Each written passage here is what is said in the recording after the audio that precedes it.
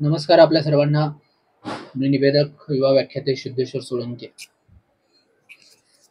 खरं तर आपल्यापैकी बऱ्याच पालकांचं मत होतं, सर आम्हाला एखाद्या ठिकाणी पालक मेळावा होत असताना त्या पालक मेळाव्यामध्ये भाषण कसं करावं हे थोडक्यात माहिती आपल्या YouTube चॅनलच्या माध्यमातून आम्हाला द्या आणि त्या अनुषंगानं त्या पालकांच्या विनंतीचा मान सन्मान ठेवून मी आज पालक मेळाव्यात भाषण कसं करावं हे आपल्या YouTube चॅनलवरती घेऊन येत आहे. चला तर आपण सुरुवात करूया. पालक मेळाव्यामध्ये भाषणाची सुरुवात करत असताना आपण अशा पद्धतीने करू शकता. आदरणीय पालकगण, शिक्षक वर्ग, मान्यवर अतिथी आणि माझ्या लाडक्या विद्यार्थ्यांनो, सर्वांना माझा नमस्कार. आजचा हा दिवस माझ्यासाठी विशेष महत्वाचा आहे, कारण आपण सर्वजण एक अत्यंत पवित्र उद्देशासाठी, आपल्या मुलांच्या उज्ज्वल भविष्यासाठी एकत्र आलो आहोत. या पालक मेळाव्याच्या निमित्तानं मी आपल्या सर्वांचे मनपूर्वक स्वागत करतो. आपली शाळा बांधवांनो ही केवळ शिक्षण संस्था नाही, तर ती एक कुटुंब आहे, जिथे शिक्षक, विद्यार्थी आणि पालक हे तिन्ही घटक एकत्र येतात. बंधू भगिनींनो, विद्यार्थी मित्रांनो, विचारांची देवाणघेवाण करतात आणि शिक्षणाच्या वाटचालीत खांद्याला खांदा लावून पुढे जातात.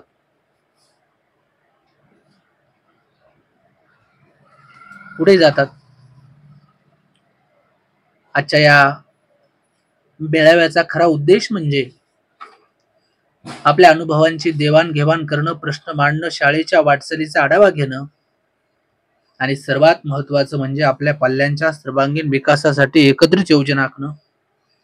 शिक्षण ही जबाबदारी फक्त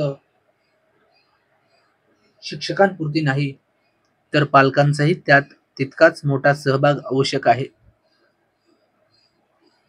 कारण घर म्हणजे मुलाचं पहिलं शाळा असतं. आई वडील हेच त्यांचे पहिले शिक्षक असतात. विद्यार्थ्यांच्या सवयी, वागणूक आणि शिकण्याच्या पद्धती या सर्व गोष्टी घरातील वातावरणावर अवलंबून असतात. आपण आपल्या मुलांसोबत वेळ घालवतो का? त्यांचं ऐकतो का? त्यांना समजून घेतो का? बांधवांनो, हे प्रश्न आपल्याला स्वतःला विचारावे लागतील.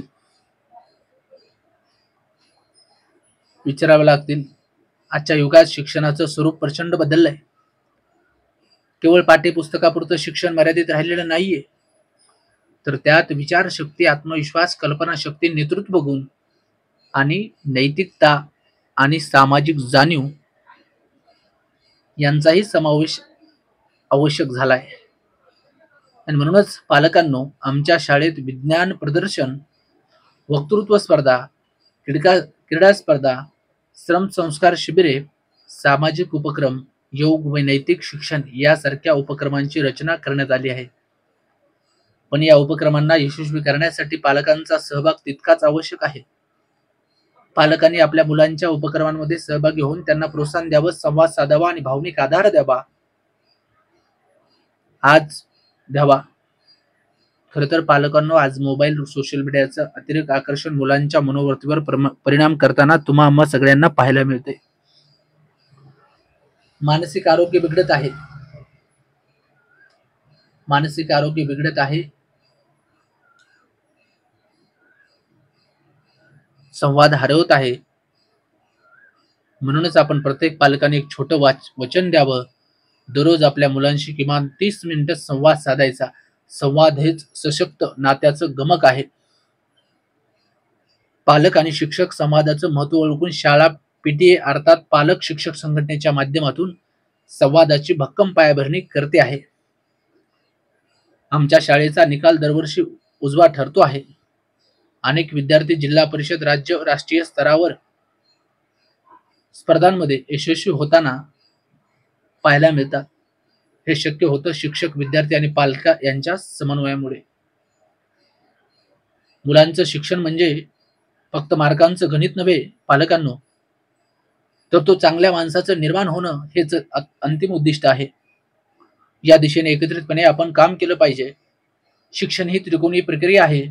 शिक्षक, विद्यार्थी आणि पालक या त्रिकोणातील प्रत्येक कोण तितकाच महत्वाचा आहे. आपण सगळे एकत्र आलो तर कोणतंही आव्हान मोठं वाटणार नाही. आणि म्हणून त्यासाठी पालकांनी, विद्यार्थ्यांनी, शिक्षकांनी सगळ्यांनी एकत्र येऊन समन्वय साधला पाहिजे, एकत्र आलं पाहिजे. आपल्या हातात आहे. शिक्षक मार्गदर्शन करतील, पालक आधार देतील आणि समाज त्यातून घडेल. आजच्या मेळाव्यात आपण शाळेच्या प्रगतीचा आढावा घेणार आहोतच. शिक्षक वर्गात काय शिकवतात, काय उपक्रम घेतात, शाळेच्या सुविधा काय आहेत, भविष्यातील उद्दिष्टे काय आहेत, हे सर्व आपणास सांगण्यात येईलच. परंतु आपणही आपल्या सूचना, अभिप्राय नक्की द्यावेत. काही समस्या असतील तर त्या मोकळेपणाने मांडाव्यात. कारण आपण जोपर्यंत बोलणार नाही, आपण जोपर्यंत आपल्या समस्या मांडणार नाही, तोपर्यंत आपल्या प्रश्नाचं उत्तर आपल्याला मिळणार नाही. कारण शाळा ही आपली आहे. आपली शाळा आदर्श हवी, विद्यार्थ्यांचा सर्वांगीण विकास व्हावा हाच आपला ध्यास असला पाहिजे. शाळेतील शिक्षण हे प्रमाणपत्रापुरतं मर्यादित नसतं पालकांनो, किंवा प्रमाणपत्रापुरतं ते मर्यादित नसावं, तर ते जीवन यशस्वी होण्यासाठी, नीतिमूल्यासाठी, जगण्यासाठी, समाजात योगदान देण्यासाठी असावं. आमच्या शाळेत नैतिक शिक्षण, श्रमदान, योग, कला, खेळ या गोष्टींनाही तितकंच महत्व दिलं जातं. मुलांवर फक्त मार्कांसाठी दबाव न आणता त्यांना समजून घेतलं पाहिजे. प्रत्येक मुलात काही ना काही खास गुण असतो, त्याला शोधून त्याला योग्य दिशा देणं ही आपली जबाबदारी आहे. शिस्त ही शिक्षा नव्हे, तर ती जबाबदारीची शिकवण आहे, हे सर्वांनी लक्षातच घेतलं पाहिजे. शाळा आणि घरी याचं वातावरण मुलांच्या व्यक्तिमत्वावर खोलवर परिणाम करतं पालकांनो. म्हणूनच घरात प्रेम, शिस्त, शांतता, संवाद हवा. आपण पालक आदर्श ठेवला तर मुलं नक्की त्याचे अनुकरण करतात.